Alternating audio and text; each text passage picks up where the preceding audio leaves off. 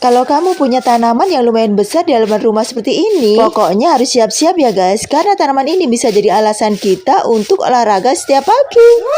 Jadi guys, kalau kita punya tanaman kayak gini di halaman rumah, maka setiap hari daun keringnya tuh bakalan ada yang rontok guys. Mau musim panas atau musim hujan, tetap aja banyak yang rontok. Seperti yang terlihat pagi ini ya guys ya. Jadi ini masih musim hujan sekarang ini, tapi tetap aja ya, daun keringnya tuh banyak banget tiap hari tuh yang rontok. Jadi setiap pagi tuh aku harus menyapu daun-daun kering ini, karena kalau tidak bakalan kayak hutan belantara guys. Jadi kalau punya tanaman kayak gini, mau nggak mau yang tadinya kita mungkin bisa rebahan di kasur, kita jadi banyak aktivitas fisik ya guys ya dengan menyapu kayak gini. Karena dengan menyapu halaman kayak gini, ini juga termasuk bisa jadi olahraga ya guys. Dan kalau kita banyak bergerak kayak gini, yang pastinya badan kita juga bakalan lebih sehat. Makanya untuk kalian yang punya halaman di sekitar rumah dan itu nganggur, lebih baik kita jadikan kebun ya guys ya. Kita bisa tanami berbagai macam sayuran ataupun buah-buahan, karena pastinya hal itu bisa memberikan banyak manfaat ya guys untuk kita. Kita bisa mendapatkan sayuran segar dan organik. Kita bisa menghemat pengeluaran untuk pembelian sayuran. Kita bisa mendapatkan buah-buahan yang juga gratis. Bahkan kalau hasil panennya banyak, kita juga bisa jual guys, dan kita akan dapat cuan. Selain itu, kita juga bakalan lebih sehat guys, karena kita bakalan lebih banyak melakukan aktivitas fisik. Dan untuk daun-daun kering kayak gini, kita juga bisa manfaatkan loh guys untuk pembuatan pupuk organik. Kalau aku sih biasanya daun-daun kering kayak gini aku tumpuk dulu, nanti kalau dia udah kering bener dan dia udah lumayan banyak, maka aku bakar, dan dari sisa bakarnya itu aku jadikan untuk pupuk. Sebenarnya berkebun secara organik itu gampang kok guys, nggak terlalu sulit. Yang penting kita punya kemauan dulu. Kalau aku cukup memanfaatkan pupuk-pupuk yang ada di sekitar rumah aku. Jadi karena bapak aku itu memelihara kambing ya guys, jadi aku biasanya pupuknya menggunakan kohe kambing. Tapi untuk penggunaan kohe kambing, jangan gunakan yang dia itu baru dari kandang kita ambil lalu kemudian diberikan ke tanaman ya guys. Karena kohe kambing yang baru itu dia tuh akan bersifat panas guys, dan nggak akan baik untuk tanaman kita. Lebih baik kita fermentasi dulu atau kita simpan dulu dalam jangka waktu yang lumayan lama ya, supaya kohe kambing itu aman untuk kita gunakan sebagai pupuk. Selain kohe kambing, aku juga biasa menggunakan limbah dari dapur ya guys, yaitu aku menggunakan kulit-kulit bawang merah dan juga bawang putih. Jadi kulit bawang merah dan bawang putih itu aku gunakan sebagai pupuk organik cair. Caranya mudah banget kok guys. Kita cukup rendam kulit bawang merah dan bawang putih itu